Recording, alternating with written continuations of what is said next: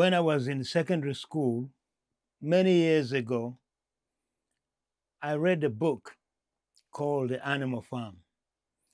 And I'm sure most of you must have read this book. Now, what is happening in Kenya today? It actually brings out that story.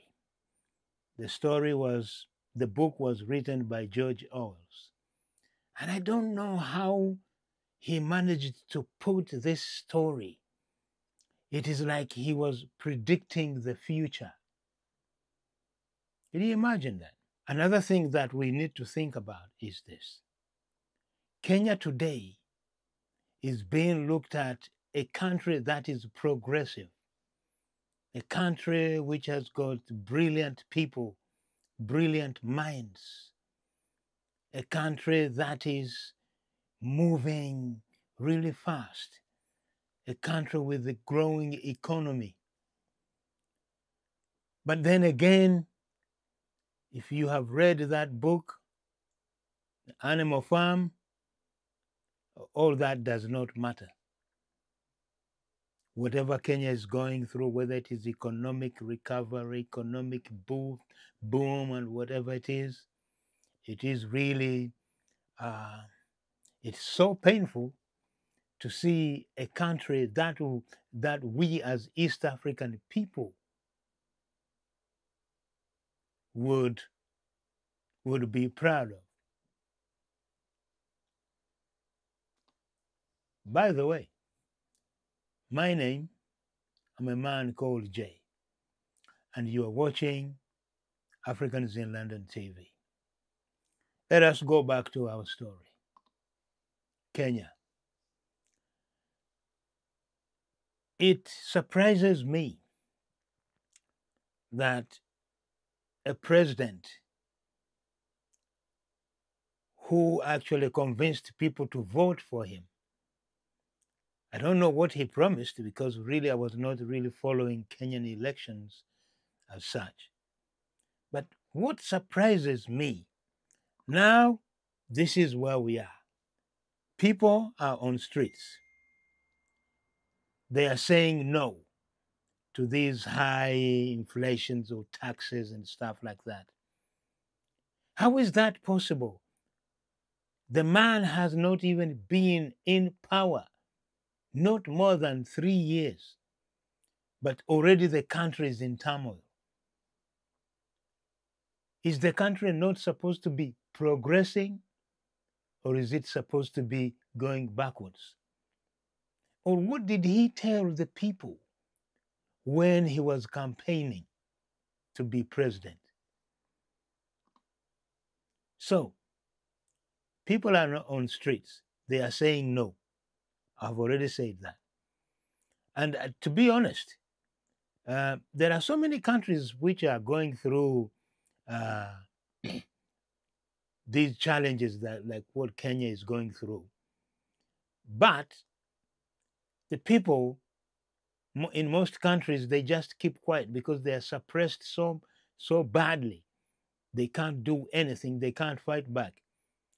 But the Kenyans have got the guts to say no. We elected you, therefore you cannot just come and suppress us. This is like pure suppression. So imagine when you look at scenes like this, I'm sure now the Kenyan police is been rubbing their hands, because the Kenyan police is actually known for brutality. Not me saying, because it has been documented. It has been gazetted in so many media, international, even local. So when you look at an image like this one here, a policeman is pointing a gun at a young man who is supposed to be fighting for his own rights. So when you see an image like this, where do you think Kenya is going? We are concerned because even though I do not live in Kenya, but you have to remember I have got friends in Kenya, I have got friends in Nairobi, I've got friends in Mombasa. When you see a scene like this one, you are bringing police with guns on the streets. This is not a war. This is supposed to be uh, solved by talking. What happened to dialogue? What really happened to dialogue? Are we really saying that now dialogue is dead? Well, I don't think so. Because the president was elected by these very people. Oh, by the way, we know that the number of people dead is gone up to 23. Maybe it will rise up. We don't know. So you have to ask yourself, why are these people losing their lives? Just because they are protesting for their rights. The man was elected to make their lives better. But now it looks like instead of making the lives of these people better, it's becoming a misery. I cannot actually believe that a country like Kenya, which is supposed to set standards, is sinking low like this. What happened to democracy? People talk about democracy. When you hear the president's speech, he was actually saying that the people rioting, they're undemocratic. They're breaking the law. So, man, if these people are suppressed, they don't have a voice to challenge you. They elected you. What do you think they would do? But let me finish here. For what I know, African democracy is different. Now, if what we are seeing in Kenya today, yeah, if what we are seeing in Kenya today, if it was to happen anywhere else, say for example, in European countries,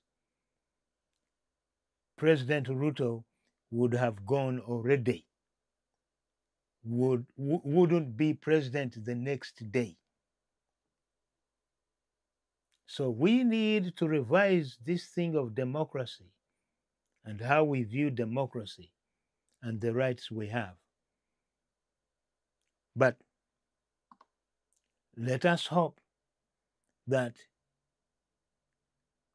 things will get better, because losing 24, 23 lives just for their rights, it is not on. It is not on. All we have to do is to use dialogue. Kenya today, when you see it with all these high-rise buildings, everybody is raving, but then it comes to this. We know there are places in Nairobi which are inhabitable. Then people are struggling because of the cost of high living. The cost of living is so high in Nairobi, probably similar to here in the UK. And then you actually impose taxes which are supposed to make their lives even more miserable. No, I really do not think so. Well, but the guys in Kenya, they have got guts to come up and say, no, we don't want this. So let us keep on discussing. We need to discuss these issues more. We need to challenge these leaders. by any means necessary, not by force. They are using force, but we want to use dialogue. Or we should say, when they go low, we go higher. That is Michelle Obama.